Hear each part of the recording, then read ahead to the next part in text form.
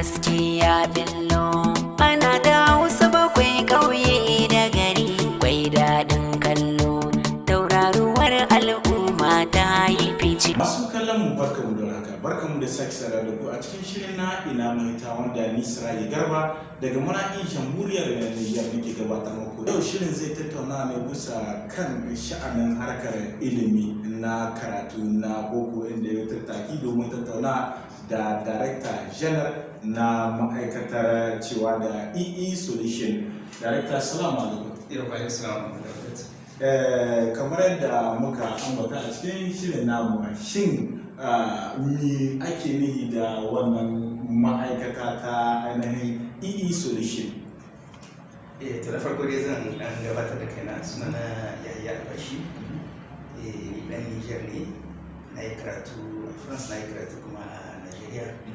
bangaren yare da kuma al'adun mutane. To nan muna aiki a nan wata ma'aikatar da ake cewa EE Solutions da yaren turanci ne na English, ana nufin Educational and Enterprise Solutions. To muna kawo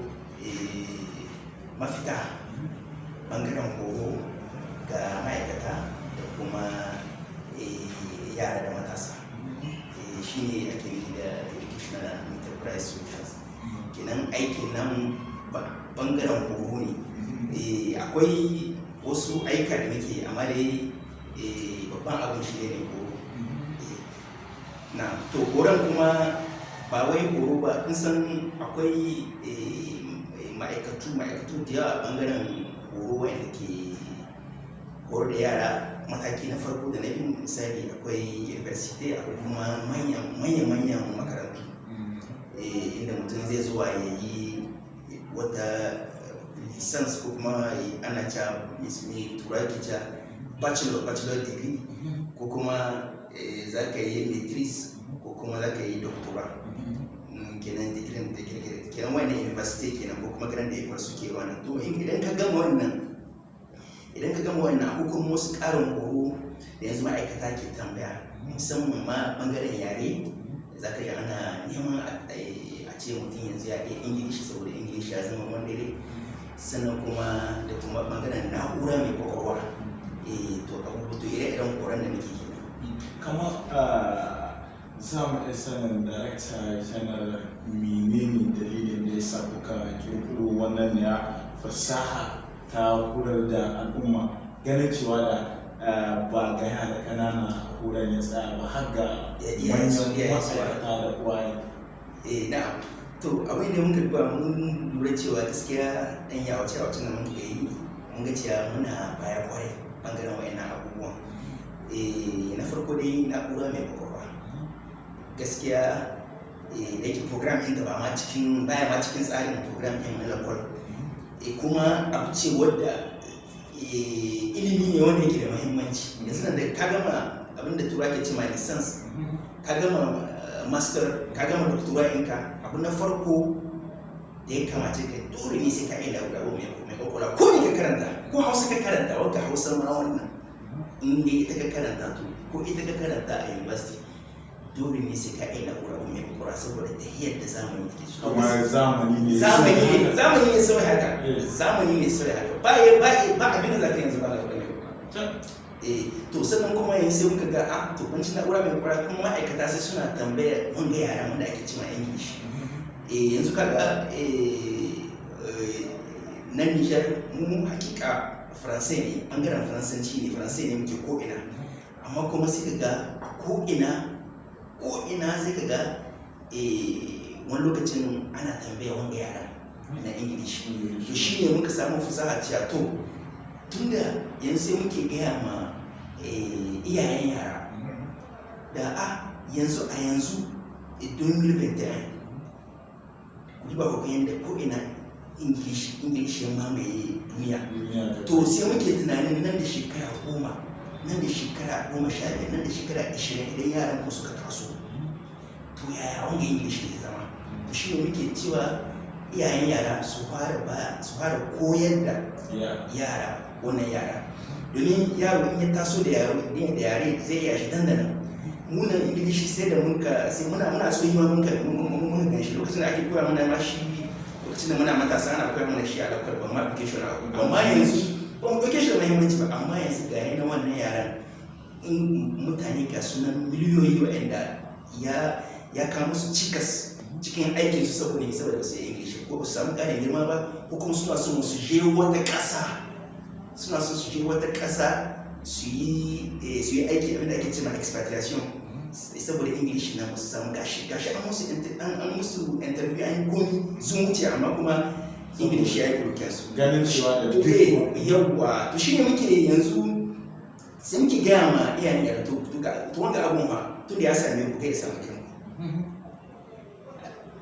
bangaren ita na'ura ne kwakwalwar ce kuma bangaren shi ingilishi ne yadda dai ya same ku yaran ku kai ya same ku haka kenan shi ne nan wurin akwai muna da program kala-kala na ingilishi akwai na yara ƙanana akwai na matasa wanda ke son shiga jami'a ma'ana NBC ko kuma HDM wanda ke son su ci gaba da karatunsu akwai kuma bangaren ma'aikata akwai English bangaren ma'aikata kuma kowane daki-daki ne kuma method daban-daban ce muke utilize mana a abin ga wannan su. To director ganin cewa da kamar a lokacin baya shin mafi yawanci ɗalibai nan ne a ƙasar ta ko kuma musamman ma a nan ne jihar ta Maraɗi ganin cewa da ba su ɗauki kamar ingilishi da wani kamar mahimmanci ba sai ga shi a yanzu duk a yadda kake da wani digiri na neman aiki sai ka ga wasu ainihin wata ma'aikata sai ta nuna cewa da sai ga iya adadin abin da take so ya kasance ta samu kawai misali ka ƙware wajen fannin faransanci shin larabci ko kuma ingilishi shin za a iya cewa hakan kamar wata faɗuwa ce ta zo daidai da zama a game da wannan da fasaha kwarai ko ai abin da muka gani shi ya samu ke wannan abu yanzu kawai kaga misali yau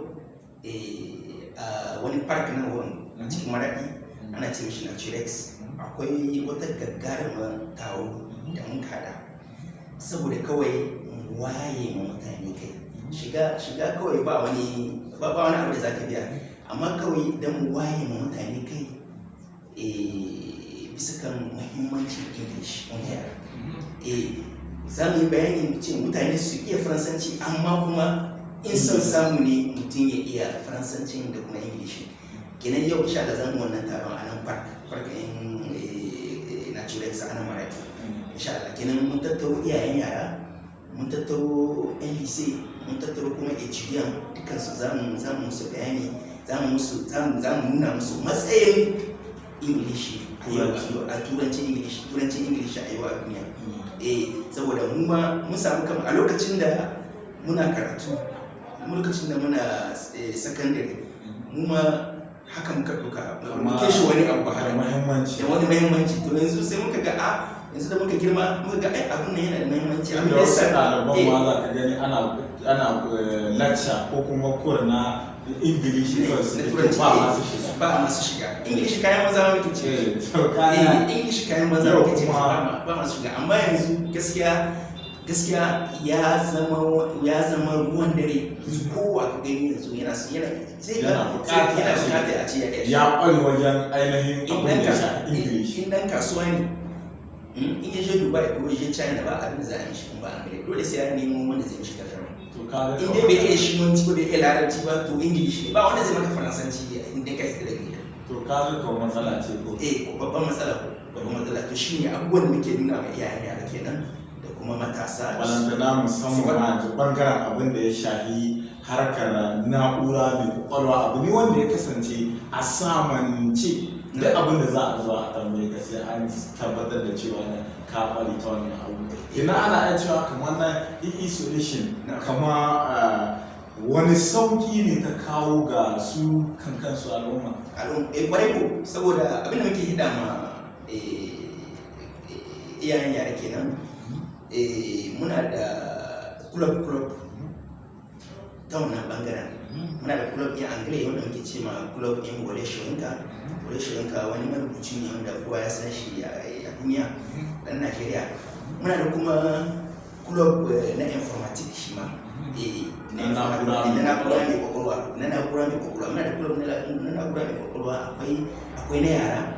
akwai kuma na matasa. Sannan kuma da yake mun lura cewa Faransanci yana da mahimmanci kuma yana da tasiri a cikin rayuwarmu, to shi ma ban bar shi a baya ba.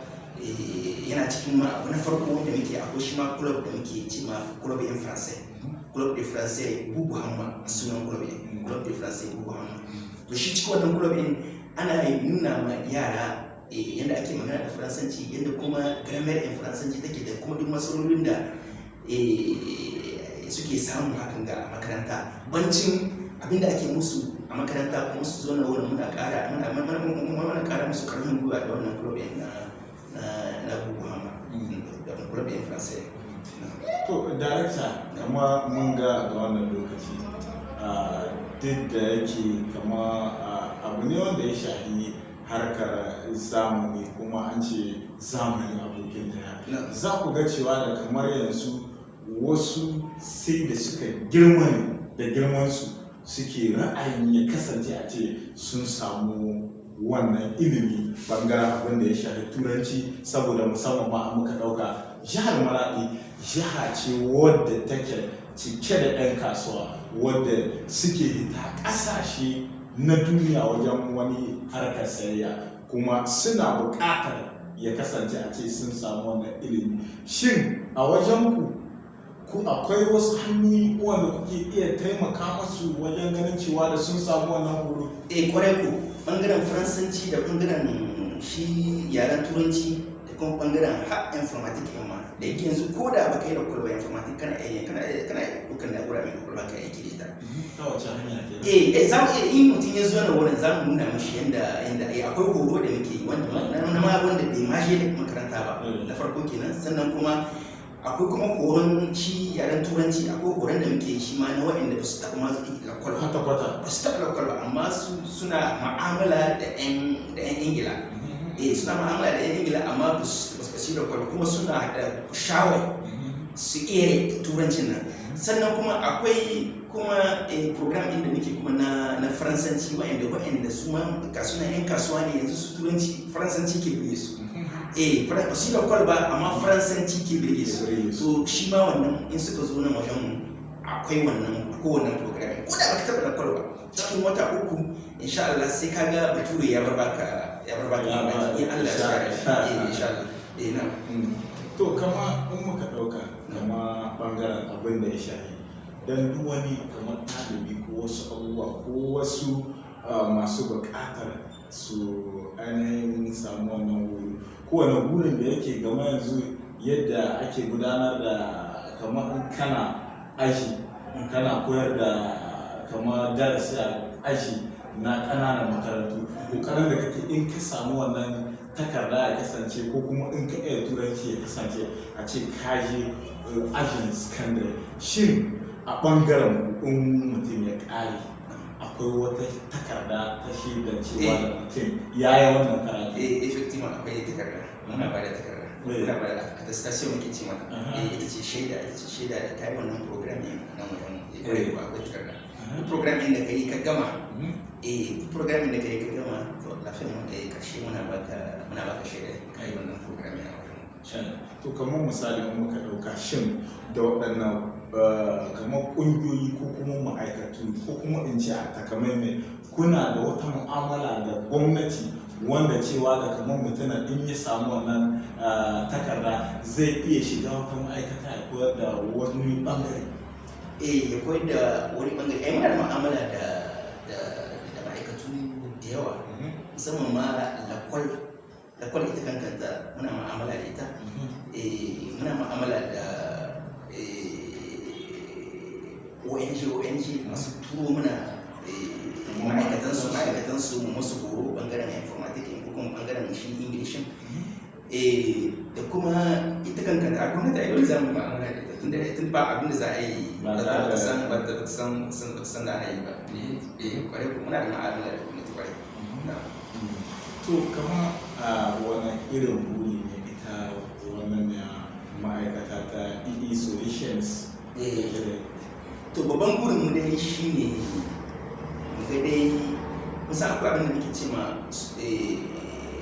akwai taimaka ma ɗalibai da muke yi musamman ma ɗalibai masu yin examen masu yin jarabawa akwai taimako da muke musu haka a nan wurin kawai suka zo suna neman ko suna da matsala a mathematics ko suna da matsala a physics lissafi da dai abin da suke da matsala akwai to burin mu gaskiya mu ga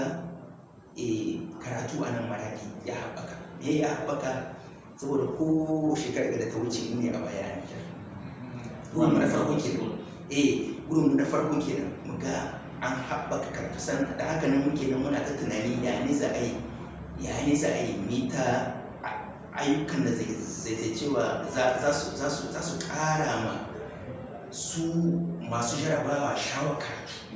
domin karatun ne ma ba su da shawa su san ma inda abubuwan inda aka dusa ba to shi ne muna ko da yaushe aka gina haka da hankali yau in nan zaman muka tattara su muka invitan su a nan park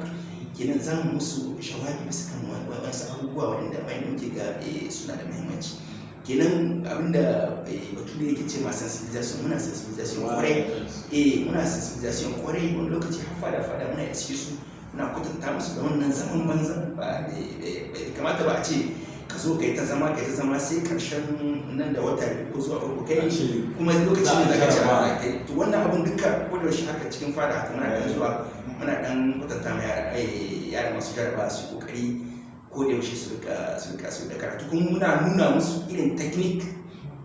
da fasaha ta karatu saboda wannan abubuwa kuma wannan abubuwa na wanda ba lalle bane ba a koya musu shi a alkwal ba lalle bane amma muna koya musu fasaha dan akwai fasaha da yawa muna da sai da yawa kuma muna koya musu fasaha ta yadda za a yi su rika samun fa'ida nan a ce abinda aka koya musu sun samu su rike shi da kyau dukkanin cikin ɗauka ba a rasa ainihin matsaloli shin akwai wasu matsaloli da kuke ganin to matsaloli ka san dama abu ya ce maka sabo ne to babban matsalar dai kan amma fahimci abin da kake yi kan amma fahimci abin da kake yi sannan kuma muna da wata al'ada duk abu in sabo ne kan a ce an saki hannu an ba shi ƙarfi da wahala akwai wahala shi ne da muna kwatanta mutane da ga hau inda duniya ta dusa ga hau inda duniya ta dusa kuma ya kamata a ce abin da ya same mu bai samu ɗayanmu ba ko kuma idan yanzu muna cikin dan yanzu haka akwai ma'aikata da yawa wanda na'ura mai kwakwalwa tana ba su shawa na'ura mai kwakwalwa ba su iya koyi ba har yanzu haka akwai su wanda wasu ya koyi cikin nato ire-iren wa'annan su ma muna da program din su zo su ga su yadda girman kai babu inda aka ce akwai girman kai bisa ga bangaren neman ilimi kenan su yadda girman kai su tunkare mu za mu haɗa su da yara ba za mu sa su cikin ashin da ya kamata maza su kuma ba su kuren da suke so a basu. Darakta ƙarshe ne kira ko ga al'umma da kuma tashar Hausa Bakwai. Gaskiya na ji daɗi musamman ma sunan mashi kankan shi na Hausa Bakwai. Na ji daɗin wannan suna domin gaskiya tasha ce wadda take nan tana raya al'adar Hausa da kuma Hausa ita kankanta. Domin yau yadda muke nan muna ta bunƙasa yaren Ingilishi ko kuma yaren Faransanci yana da kyau a ce shi ita ma Hausa. Dan yanzu haka muna wannan tunanin da wani irin muke iya yi bangaren Hausa tun da ga yaren Larabci muna yi ga yaren Faransanci muna yi ga yaren Ingilishi muna yi to bangaren Hausa ita da ke yaren ita ce yaren to menene muke iya yi wanda za a bunƙasa ta shi wanda za a bunƙasa yara saboda yanzu akwai ciwo a ce yanzu ka gani ga Hausa yana yi amma dai sai a hankali akwai ciwo a ce yau kana Bahaushe a ce ba za ka iya Hausa ba akwai ciwo wannan gaskiya yana mana ciwo. sai ka ga wasu ana cikin ba a minti ɗaya ana hausa sai an sa faransanci ko turanci. Yau kenan ire-iren wagga fasaha gaskiya tana da muhimmanci yadda yadda dan gaskiya ni sunan ma kaɗai ma wallahi burge ni sunan ma kaɗai ya burge ni kuma gaskiya Allah ya taimaki Hausa bakwai Allah ya kama mana baki daya. Masha Allah darakta, ana godiya sosai da wannan ne dama da aka ba mu na gabatar da wannan ne shiri na ina mahita. Duka nan ne muka kawo ƙarshen shirin na ina mahita wanda ni Siraji Garba daga Maradi Jamhuriyar Nijar na gabatar muku, sai in ce ku ci gaba da kallon tashar Hausa bakwai tauraron al'umma. Gaskiya